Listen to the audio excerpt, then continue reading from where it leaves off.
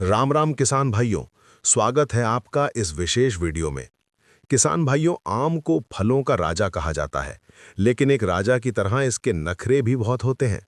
अक्सर हमारे किसान भाई और बागवानी के शौकीन दोस्त शिकायत करते हैं कि साहब, आम का पौधा 15 साल का हो गया है लेकिन फल नहीं दे रहा। या फिर समस्या ये आती है कि एक साल तो बहुत फल आते हैं, लेकिन अगले साल पौधा बिल्कुल खाली रह जाता है। कुछ भाइयों के साथ तो ये होता है कि फूल यानी मंजर बहुत आते हैं, पर एक हल्की हवा चलते ही सारे फूल जमीन पर गिर जाते हैं। भाइयों, आज फरवरी का महीना चल रहा है और ये आपके पास साल का आखिरी मौका है अपने आम के पौधे से भरपूर पैदावार लेने का। आज मैं आपको अपने पिताजी का वो पुराना और पारंपरिक तरीका बताऊंगा, जो सुनने में तो साधारण है, लेकिन इसका असर किसी जादुई चमत्कार से कम नहीं है।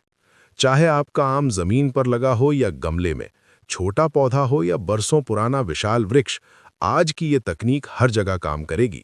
मात्र 5 रुपए की एक चीज आपके आम के पौधे की पूरी दशा बदल देगी। इससे पहले कि हम विधि शुरू करें, ये समझना जरूरी है कि आखिर आम पर फूल क्यों नहीं आते। आम का पौधा समय के साथ अपनी ऊर्जा खो देता है, या फिर उसकी मिट्टी में पोषक तत्वों की भारी कमी हो जाती है। इसे हम बैटरी बैठ जाना भी कह सकते हैं।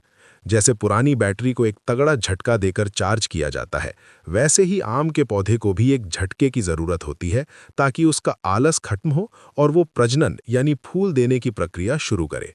अक्सर पौधे की जड़ों के पास की मिट्टी सख्त हो जाती है, जिससे जड़ों को ऑक्सीजन नहीं मिल पाती। जब तक जड़ों को हवा और नई खाद का बूस्ट नहीं मिलेगा, तब तक वो ऊपर फूल नहीं भेजेगा। इसलिए आज हम रूट रिचार्ज तकनीक का उपयोग करेंगे।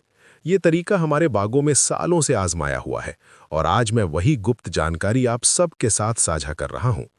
सबसे पहले हमें पौधे के आधार पर काम करना होगा। चाहे आपका पौधा जमीन पर हो या गमले में, प्रक्रिया लगभग एक जैसी है।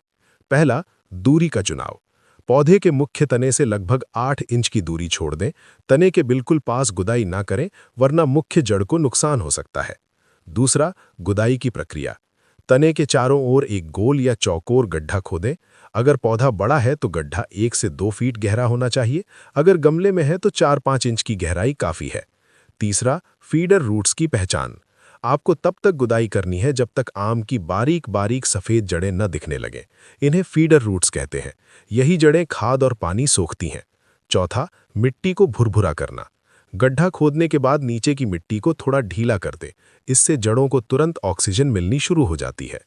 ये प्रक्रिया पौधे को एक सकारात्मक झटका देती है, जिससे उसे संकेत मिलता है कि अब उसे नई ऊर्जा मिलने वाली है। अब बारी आती है उस खुराक की जो आपके आम को सुपर फलदार बनाएगी। यहां हम लेयरिंग तकनीक का उपयोग करेंगे। बर्मी कंपोस्ट या गोबर खाद। सबसे पहले गड्ढे की तली में 3-4 किलो या बड़े पौधे के लिए 10 से 20 किलो अच्छी सड़ी हुई गोबर की खाद या बर्मी कंपोस्ट की एक परत बिछाएं। डीएपी का जादू।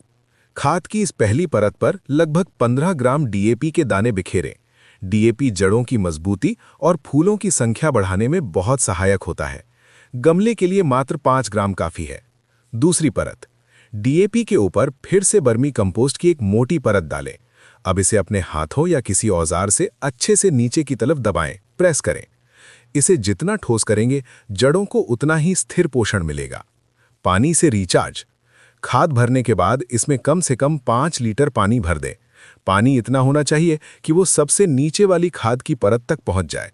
इससे खाद के पोषक तत्व तुरंत सक्रिय हो जाते हैं और जड़ों तक पहुंचने लगते हैं। खाद देने के 48 घंटे बाद जब मिट्टी पानी सोख ले और हल्की सूख जाए, तब हमें वो अंतिम प्रहार करना है जिससे फूल आने की गारंटी पक्की हो जाती है। ये चीज है एग्रीकल्चरल सल्फर।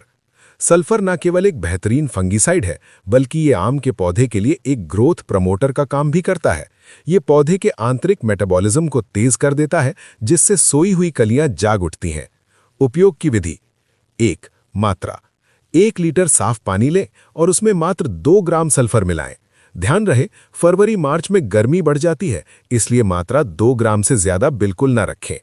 तैयारी। सल्फर को पानी में डालते ही वो दूधिया सफेद रंग का हो जाएगा। इसे अच्छे से घोल लें और स्प्रे बोतल में डालकर पूरे पौधे की पत्तियों और टहनियों पर अच्छे से छिड़काव करें। ये स्प्रे उन पौधों के लिए रामबाण है जिन पर फरवरी मार्च आने के बाद भी फूल नहीं दिख रहे हैं। ये छिड़काव पौधे को तनाव से बाहर निकालता है और फूलों को बाहर आने के लिए मजबूर कर देता है। इस पूरी प्रक्रिया के बाद आपको केवल 8 से 10 दिन का इंतजार करना है।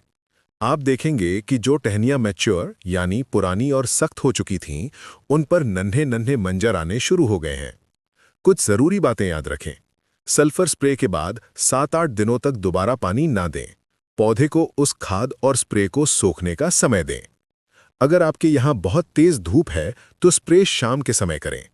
पत्तियों पर धूल जमी हो तो स्प्रे से पहले उन्हें साफ पानी से धो लें।